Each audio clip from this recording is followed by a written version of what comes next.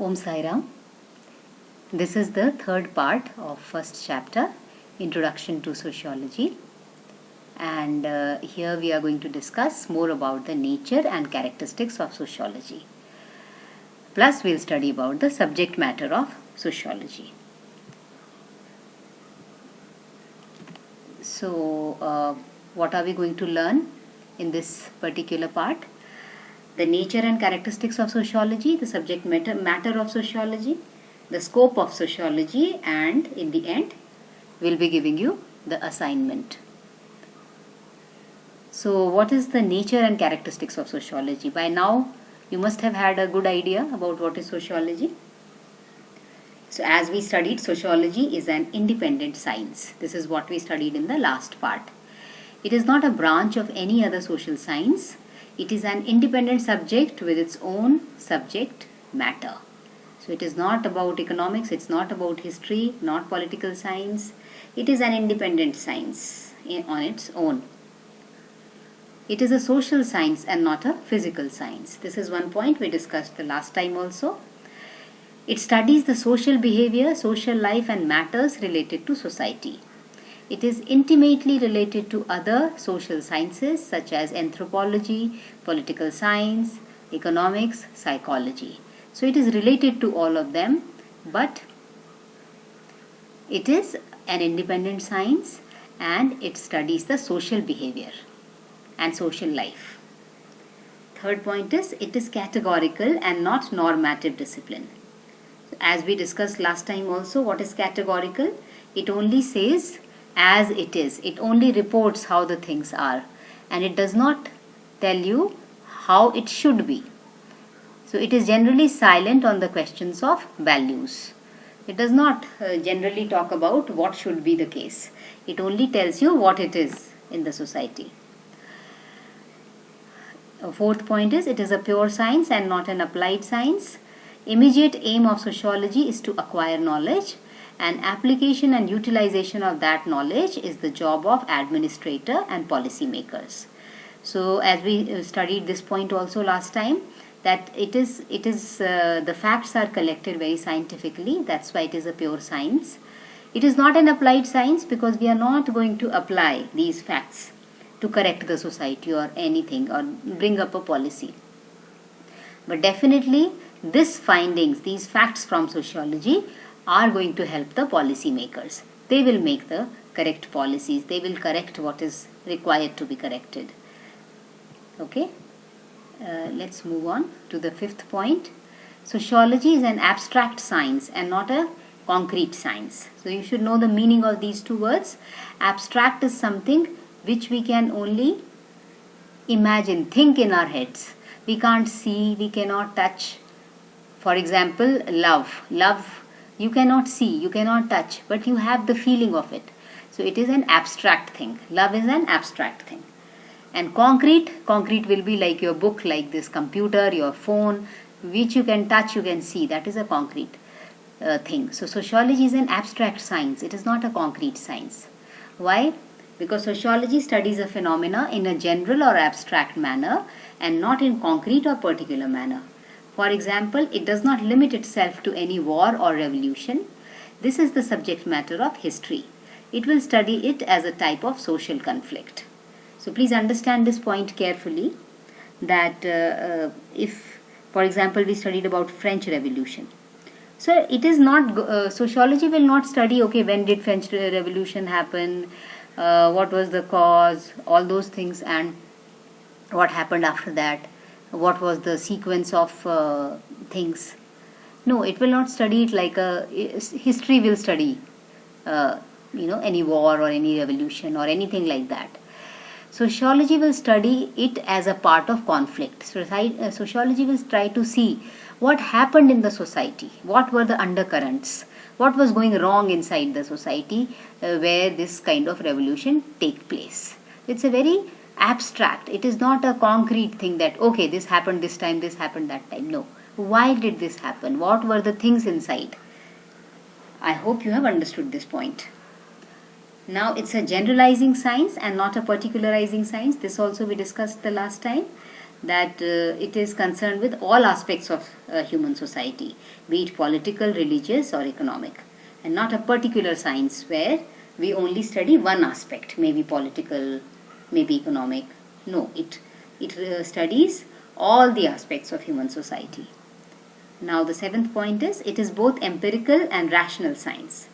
So it is an empirical science because it emphasizes the facts that result from observation. We told you the meaning of empirical in the last part, that it is based on practical observation and experimentation. It is a rational science because it stresses that role of reasoning and logical inferences. So it is very rational. It is not based on anybody's opinion or anybody's emotions. It is totally based on the report that the society is giving you. So as the report, so is the fact. So it just states the fact as it is.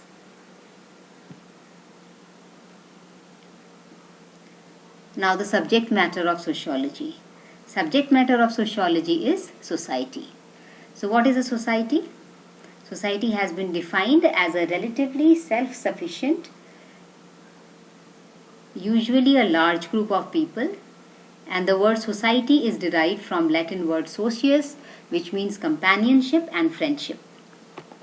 Sociology seeks to study the society and to analyze it in terms of the social relations that have a pattern.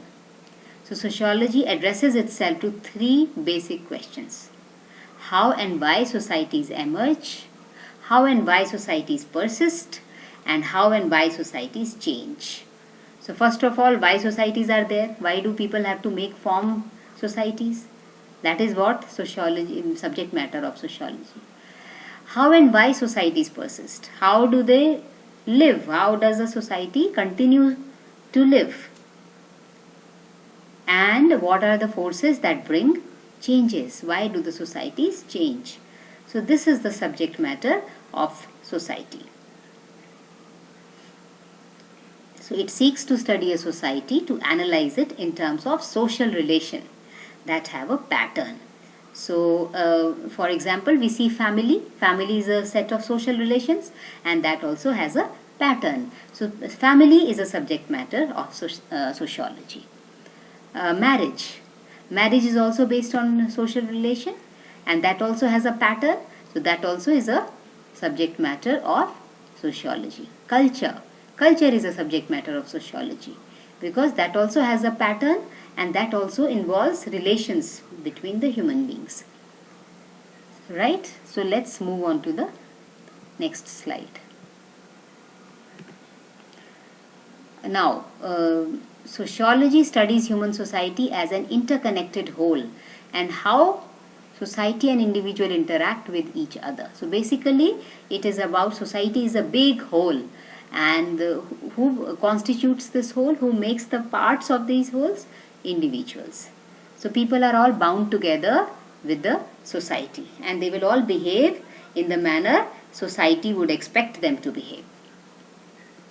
One of the tasks of sociology is to unravel the connection between a personal problem and a public issue. So it is not concerned with personal problem, sociology. Why is a personal problem? What route has it taken from the public issue? That is, personal and public will always be related. So that is the subject matter of sociology. So it tries to understand that the individual in modern times belongs to more than one society and how societies are unequal. So we all belong to more than one societies, don't we? We know so many languages, not only one language. And we know about each other's culture. Sometimes we take something from other people's culture also. That's how we are a part of many societies in modern times. Thus, sociology is a systematic study of society, distinct from philosophical and religious reflections. So, it is a systematic study. It is not about philosophical or religious ideas, as well as our everyday common sense observation about society.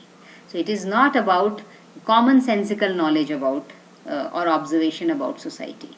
It is not based on common sense, it is not based on philosophical beliefs, it is not based on religious beliefs. It is basically a systematic study, scientific systematic study of society.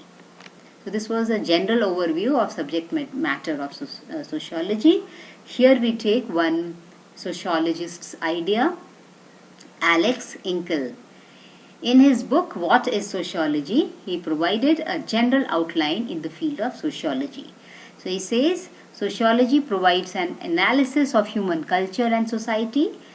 And second point, it analyzes the primary units of social life, such as social acts, social relationships, groups, families, communities, personality and society, rural and urban communities, associations, organizations, population, culture. These are all the primary units of a social life, and these are all the subject matter of sociology. Also, it studies the nature of social institutions. What are social institutions? We talked about these institutions in the first part. The systems of educational organizations, health organizations, political, social, economic organizations, etc. of a society. So these are the social institutions of a society. Institutions are something which have a set pattern and they are coming for a very long time, being followed as it is. So they become an institution. Marriage is also an institution. Religion is also an institution. So it studies the nature of social institutions, health organizations, political, social, economic organizations of a society. Fourth point is sociology throws light on fundamental social processes. So human society is neither static nor uniform. It is dynamic and diverse. That means it is always changing. It is not a fixed society. Fixed society, things are always changing. Some new changes are coming. Language is changing, culture is changing, way of dressing up is changing. The society is not a fixed thing. It is always very dynamic and very diverse. That means not uniform. Not everybody is alike. There are different people are there. There are different attitude, different cultures. Okay. The forces that make it dynamic are referred as the social processes. So what are those forces that make the society very dynamic? That means so the reason for change in the society. What makes the change? What creates a change in the society? Those are called social processes, and these processes are cooperation, competition, accommodation, assimilation, conflict, communication, control, deviance, differentiation, stratification, socialization, social change, social integration, etc. So these are all the processes. You know the meaning of cooperation? When we cooperate with each other, when we take care of each other, when we work with each other. Competition, when we are in competition with each other. That is also a part of which creates a change in the society. This is a dynamic force. Accommodation, you know, how people live with each other. So that also creates a change in the society, who lives where. Assimilation. Assimilation is mixing up. When we mix some culture from others into our own culture. For example, so much of Western culture is now mixed with Indian culture. So that is an example of assimilation. Conflict. Conflict is when people are not agreeing with each other. There is no agreement. So there is conflict. Communication, you know how we communicate with each other, how we talk to each other. So that also brings changes in the society.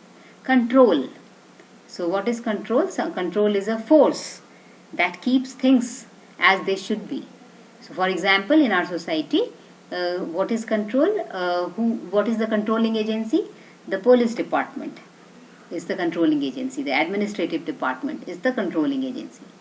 Deviance. Deviance meaning wherever we don't follow the rules, we deviate from the law. So that is also a part of that creates a change in the society. Crime, etc. They create some kind of changes in the society. Differentiation. For example, we studied class differentiation in France. So what happened? Because of that, changes took place. So that is also a source of dynamism, source of creating change in the society. Stratification. Stratification is different layers in the society. Somebody is at the topmost layer, somebody is at the bottom layer, somebody is in the middle. That is called stratification, layering of the society based on class, caste, all those things. Money, wealth, power, all these are the factors through which stratification takes place. Socialization. Socialization is the learning process that we learn from each other. We learn the language from each other. We learn the way of behavior from each other. All those things. We learn to study, read. We learn the culture from each other. These are a part of socialization. Social change, that how there is a change in the society. Social integration, how people still live together. So these are all the forces that make the society very dynamic. They are referred as social processes. So they are also the subject matter of sociology. Now the last part, the scope of sociology. Why should we study sociology? And when we study sociology, what happens? So the scope of sociology is extremely wide because it is all about society. The scope of sociology and its focus can be broadly classified into 3 categories. What are they? At the level of human interactions. So the scope of study focuses interactions between 2 individuals at different social environment, such as between a shopkeeper and a customer, or between friends or family members. So at the level of human interaction, there is a scope of sociology, that how people interact with each other. And then at the level of national issues or issues impacting the larger public, that is also a scope of sociology. Sociology can study these areas. They might focus on social phenomena such as unemployment, caste conflict, that is caste fights, rural indebtedness, that is rural, they are not able to pay back the loans, that is called indebtedness. Effects of forest policies on tribal rights, etc. These are the issues specific to one particular society or a nation. So when you study sociology, the sociology has a scope to study these points, these areas also.